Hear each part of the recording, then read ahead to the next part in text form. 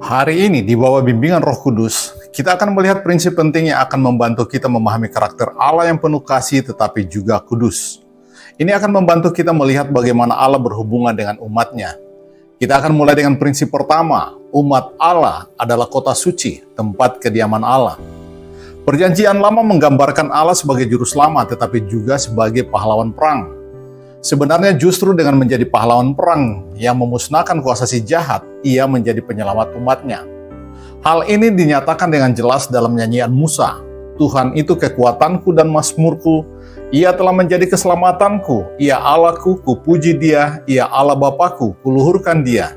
Tuhan itu pahlawan perang, Tuhan itulah namanya. Keluaran 15 ayat 2-3. Perjanjian Lama menggambarkan Allah sebagai pahlawan perang. Hal ini disebut berulang kali dalam kitab Yesaya, di mana Allah disebut sebagai pahlawan perang. Yesaya 42 ayat 13, atau digambarkan dengan istilah yang sejajar, Yesaya 16 ayat 15-16. Seorang pahlawan perang adalah seorang pejuang, prajurit, tentara yang melakukan peperangan. Pahlawan perang berkaitan dengan kegiatannya sebagai prajurit, bukan pangkatnya. Seorang pahlawan perang bisa saja seorang raja atau prajurit infanteri, atau dengan menggunakan istilah modern, seorang jenderal atau tentara biasa. Raja Daud disebut pahlawan perang karena ia hampir selalu terlibat dalam perang sepanjang hidupnya dan ia sangat ahli dalam peperangan. 1 Samuel 16 ayat 18. Allah sebagai pahlawan perang sangat perkasa dalam peperangan melawan kejahatan dan ketidakbenaran. Mazmur 24 ayat 8 berkata, "Siapakah itu raja kemuliaan? Tuhan jaya dan perkasa, Tuhan perkasa dalam peperangan." Banyak ayat dalam Perjanjian Lama berbicara tentang Allah berperang di pihak umatnya. Gambaran Allah sebagai pahlawan perang yang berperang bagi umatnya juga ditemukan dalam Perjanjian Baru. Paulus berkata, jika Allah di pihak kita, siapakah yang akan melawan kita? Roma 8 ayat 31. Jika Allah berperang di pihak kita, siapakah yang dapat mengalahkan kita? Siapa saja yang memerangi umat Allah sedang melawan Allah sendiri.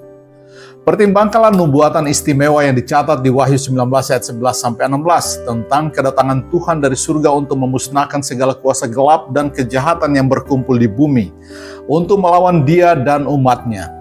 Ayat 11, lalu aku melihat surga terbuka, sesungguhnya ada seekor kuda putih dan ia yang menungganginya bernama Yang Setia dan Benar.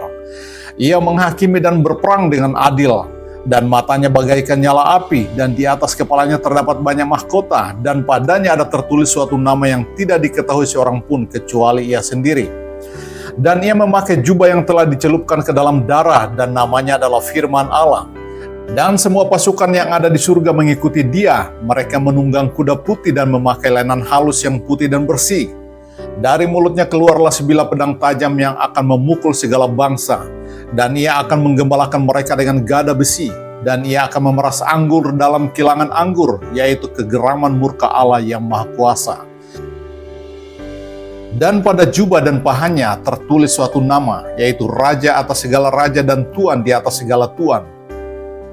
Dari sini kita seharusnya dapat melihat mengapa menjadi serupa dengan Kristus tidak sekedar meniru kelemah lembutan atau kerendahan hatinya, tetapi juga untuk mengikuti Dia dalam peperangan demi kebenaran, kekudusan, dan kehendak Allah. Itu berarti untuk mengikutinya dalam peperangan sengit bagi pembebasan umat manusia dari ikatan dosa, dan dari segala kuasa dosa dan kegelapan yang membelenggu manusia dalam ikatan itu. Ketika Allah menyelamatkan umatnya, Ia menjadikan mereka kota suci, umat yang benar. Kota Allah yang kudus adalah Sion, Yesaya 52 ayat 1, Ibrani 12 ayat 22-23. Umat Allah kudus karena Allah telah memilih untuk diam di situ.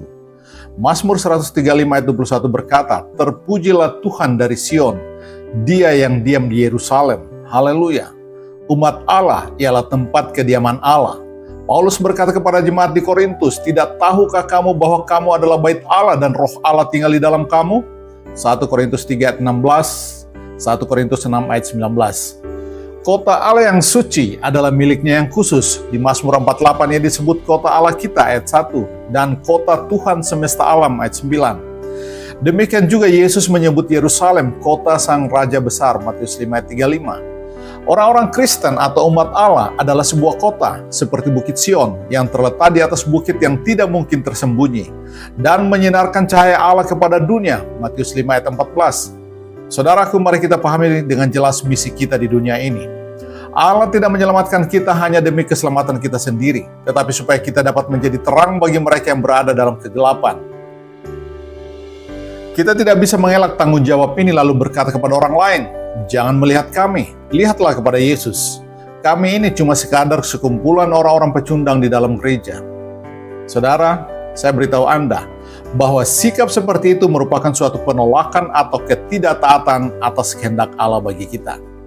Karena kita adalah kota yang terletak di atas gunung untuk dilihat oleh semua orang. Keselamatan Allah adalah tembok yang memberi keamanan dan keselamatan. Yesaya 60 ayat 18 berkata, "Kekerasan takkan terdengar lagi di negerimu, ataupun kehancuran dan keruntuhan di daerahmu. Kamu akan menyebut tembok-tembokmu keselamatan dan pintu-pintu gerbangmu pujian." Sungguh suatu gambaran yang indah.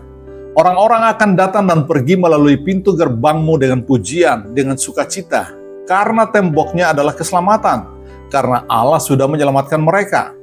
Jika tembok melambangkan keselamatan, lalu apa artinya tembok yang runtuh? Apa itu celah-celah di tembok keselamatan? Saat Anda mendatangi sebuah kota kuno, hal apa yang pertama kali muncul dalam pandangan Anda? Mereka yang pernah mengunjungi kota Yerusalem purba akan segera tahu, tembok kotanya. Tembok kota merupakan bagian yang paling menyolok dari sebuah kota kuno dan dapat dilihat dari jauh. Demikian juga apabila orang memandang Yerusalem rohani, yaitu gereja, apa yang segera terlihat? Keselamatan. Mereka yang mendekatinya seharusnya dapat melihat orang-orang yang sudah dibebaskan dari dosa dan diubah oleh anugerah Allah menjadi manusia baru, seperti yang terjadi pada jemaat mula-mula. Namun dalam kenyataannya, itukah yang dilihat oleh orang lain apabila mereka memandang kita sebagai gereja?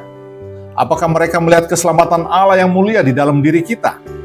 Reputasi gereja sedemikian buruknya hingga jika Anda mengajak seseorang untuk menjadi Kristen, ia mungkin akan berkata, "Nah, coba lihat pada gereja itu." Lalu kita memakai jawaban standar, "Jangan pandang pada manusia, pandanglah pada Kristus." Namun, mengapa orang tidak boleh memandang pada gereja yang dipanggil untuk menjadi terang dunia? Bagaimana lagi orang dapat melihat Kristus dan kuasa keselamatan Allah, kecuali mereka melihat Dia pada orang-orang yang menyerupai Kristus? Apakah kuasa Allah akan terlihat dalam diri orang yang sekedar mengaku percaya pada Yesus dalam pengertian yang kabur? Atau apakah kuasanya justru terlihat pada orang-orang yang kudus dan benar yang sudah dibebaskan dari dosa? Apa gunanya mengajar tentang Yesus jika orang melihat kepada saya dan yang tampak hanyalah keserakahan, kesombongan, dan keegoisan? Bagaimana bumi melihat keselamatan Allah? Yesaya 52 ayat 7 menyatakan, "Betapa indahnya kelihatan dari puncak bukit-bukit kedatangan pembawa berita, yang mengabarkan berita damai dan memberitakan kabar baik, yang mengabarkan berita selamat dan berkata kepada Sion, Allahmu itu Raja. Sebab Tuhan telah menghibur umatnya, telah menebus Yerusalem." Yesaya 52 ayat 9. Orang akan melihat keselamatan Allah di Sion, penebusannya di Yerusalem. Ketika Allah menebus umatnya, yaitu jemaatnya, dunia akan melihat kuasa keselamatannya. Mereka akan menatap gereja dan berkata, "Inilah keselamatan dari Allah." Namun jika Yesus menatap gerejanya saat ini, akankah ia bertanya-tanya, untuk apa ia mati di atas kayu salib? Apakah Yesus mati untuk membangkitkan suatu umat yang puas sekadar menuntut keselamatan bagi dirinya sendiri tanpa mengindahkan mereka yang akan binasa dalam dosa? Atau suatu umat yang hidupnya egois seperti sebelumnya, hanya saja sekarang mereka beribadah di gereja? Jika mereka rajin datang ke gereja, mereka dianggap sebagai orang Kristen yang baik. Jika mereka aktif dalam kegiatan gereja, mereka dianggap sebagai orang Kristen istimewa. Akan tetapi untuk inikah Yesus mati? Beberapa gereja mungkin banyak berbicara tentang kelahiran kembali atau lahir baru. Tetapi bagaimana dengan pembaruan? Menjadi manusia baru, diciptakan dalam rupa Allah dalam keadilan dan kekudusan yang sejati. Efesus 4 ayat 23-24. Jika ada yang mengajar tentang kekudusan sekarang ini, tidak sedikit orang Kristen yang akan menentangnya. Anda mengajar keselamatan lewat perbuatan. Itu bertentangan dengan doktrin kami. Saya mengetahui hal ini dari pengalaman sendiri, sebagaimana juga yang dialami oleh hambanya yang besar dan setia, John Wesley. Jika ada orang yang ingin berdiri di celah untuk memperbaikinya, barangkali ia akan mengalami perlakuan yang sama seperti yang dialami oleh Nabi Yeremia. Kita tidak sekedar membawa orang hanya untuk percaya pada Yesus, tetapi pada suatu iman yang menyelamatkan, yang mengakibatkan mereka dipindahkan dari kegelapan ke dalam terang, dari ketidakbenaran kepada kebenaran, supaya mereka menjadi manusia baru di dalam Kristus. Daniel 12 ayat 3 berkata, orang-orang bijaksana akan bersinar seperti cahaya cakrawala. Mereka mengajar dan menuntun banyak orang kepada kebenaran seperti bintang-bintang untuk selama-lamanya. Setiap orang yang belum berpaling dari kegelapan kepada terang, ia belum diselamatkan. Tidak peduli apakah ia percaya pada Yesus atau tidak. Orang bijaksana adalah ia yang memenangkan jiwa dan membawa orang kepada kebenaran, bukan sekedar menambah anggota gereja atau pada kepercayaan yang kabur dalam Yesus. Yohanes 8 ayat 31-32. Jikalau kamu tetap dalam firman-Ku, kamu benar-benar adalah murid-Ku, dan kamu akan mengetahui kebenaran, dan kebenaran itu akan memerdekakan kamu.